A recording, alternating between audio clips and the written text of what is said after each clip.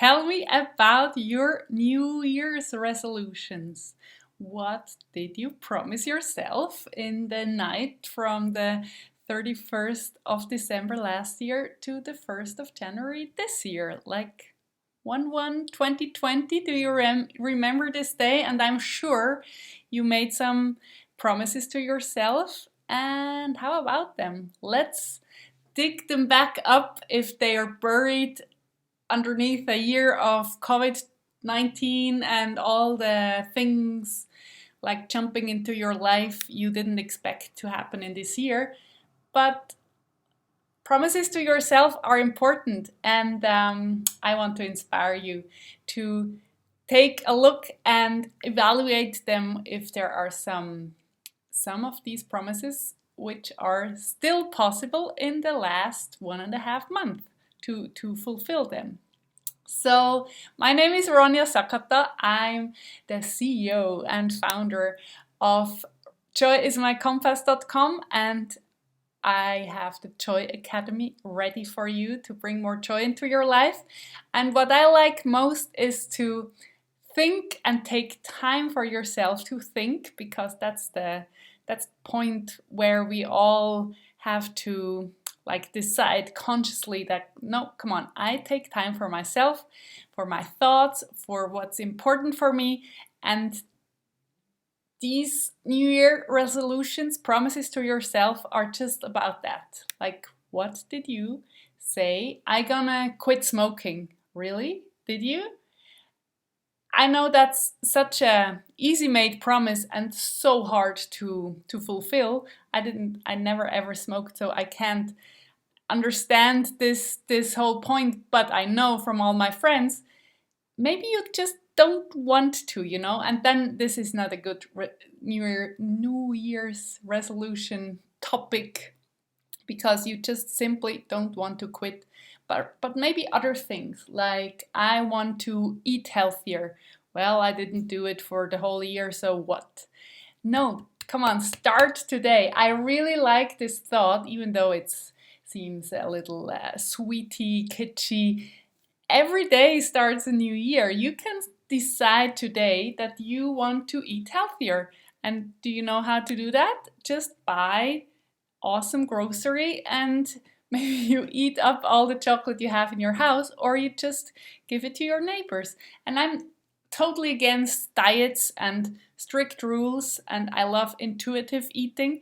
But if you promised yourself that you did this or that, and you just ditched this promise the whole year, now it's the time that you are taking yourself accountable, being accountable. I don't know the correct term, but you know what I mean. Like, okay, let's be honest, I want to do this, and I start today. Why not today? On a Tuesday morning in America, whatever time zone you are in, and then tomorrow you do it again, and then Thursday again, and then it sums up. We don't have to invent the wheel new at January 1st. We have to do the work all year long. And I think it's not helpful if we blame ourselves. If you say, yeah, well, and you call yourself names, idiot, whatever, even less nice words, and then nobody gains anything about that. So please dig them up, these New Year resolutions. Write them down. Extra points if you write them down, because writing is so helpful for processing, for getting all the thoughts together, and then you have new ideas. You can write them down too. I'm such a big fan of journaling, but you can think through them, of course, if you have some promises. But I think everybody is like inspired to think of, this year I will do this or that. And then January goes and by, and then February comes, and then the good intentions begin to disappear. And this year was especially hard because I'm sure you had some plans in January, and then everything didn't work out, because, not everything, I hope, some plans couldn't be fulfilled because of the whole Corona situation.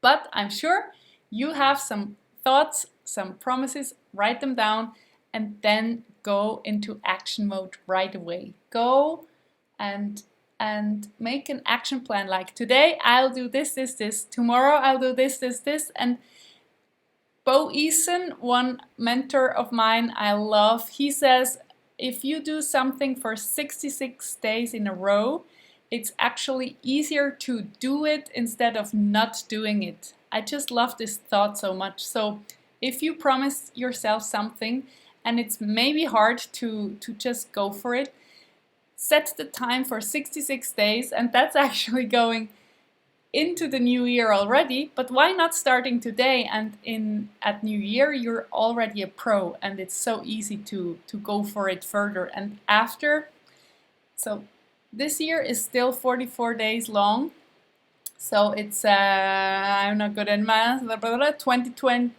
January 2020th, you will be at the 66 day mark if you start today.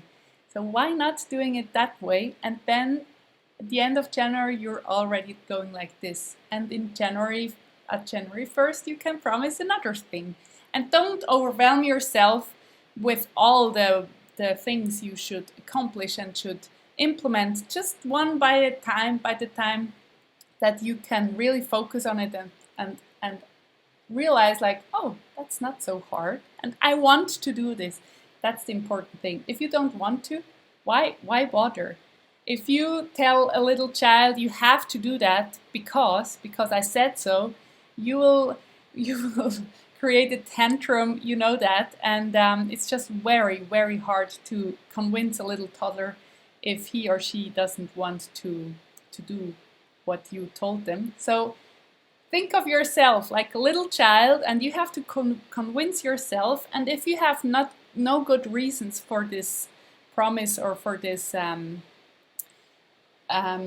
plan you want to implement a new habit, like eating healthy, stop smoking. I know these are the most common ones, but you have your own examples. You have to convince yourself, like really, like, okay, I want to do that, and then go for it. Promises to ourselves are so often, we dismiss them so often. We go for all the promises to other people. We are holding ourselves accountable. We're delivering at the deadline, at the promised deadline, and for ourselves, not so important. And yeah, well, I can do it another time. No, come on. Let's take yourself serious and treat yourself like an important person, and your plans and your dreams and your resolutions matter as much as the people around you. So the ones of the people around you. So please dig up your promises of this year's 1st of January. Write them down and think about them. What do you want to implement?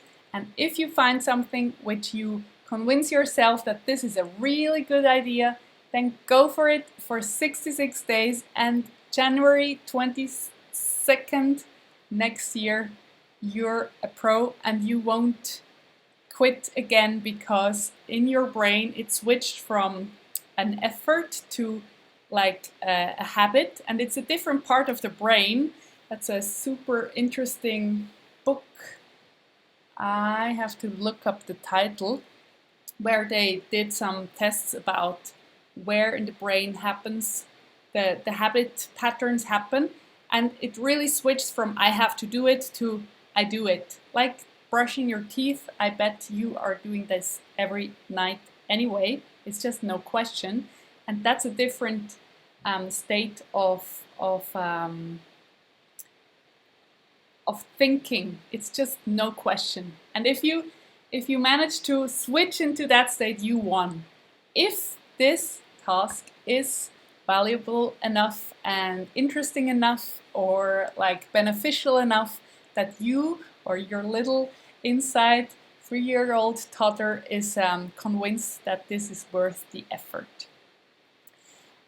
I didn't do the joyometer this week yet for the English version, but that's another thing I really want to convince you. do this exercise of journaling every week. I will do it, promise. I will do it now. I just switched on live and was like, oh no, I don't have it here and I can't fill it out yet, but I will deliver it right away into the blog post, and then I'll put the link down there where you can download the Joyometer, because it's so powerful. If you think of last week, what was good in last week, fun events, cool events, people you've met, and also like habits you stick to, like celebrate it, or maybe you have the tracker on the Joyometer, like every weekday you have a little star or a little heart and you color them in and like, yes, last week was a strike again with this or that promise to yourself. And then you gain, week by week, you gain confidence, you are in the flow, you have energy, and that's what this life is about, right? Having fun, having energy, and being having a joyful day, and a joyful day, and a joyful day, and out of 7 joyful days, or maybe one bad day, but don't have a bad week. Just decide that today you will focus on the good stuff, and today you will appreciate the beauty around you, and you appreciate your heartbeat, and you appreciate that you are here, and then you have a good week and you can write it down on the Joyometer. So Joyometer commercial over, and I think I have to explain, this is the backdrop of my girl's 10th birthday at the 5th of November, and on last Sunday we celebrated the kids' birthday party, and Mika and I love decorations. Ken not so much, he would love to take it down, but we took down all the other decoration, and this is now like a little longer. We will keep these glittery 10 behind us, and I loved to use it as a backdrop for this video. Have a great week, take care, think about your promises to yourself, how you value them and how you stick to them, because you are worth it, and fill out the Joyometer. And I will post my Joyometer below the video in the blog post. My blog is joyismycompass.com/joyblog. Thank you so much for watching. Take care. Bye bye.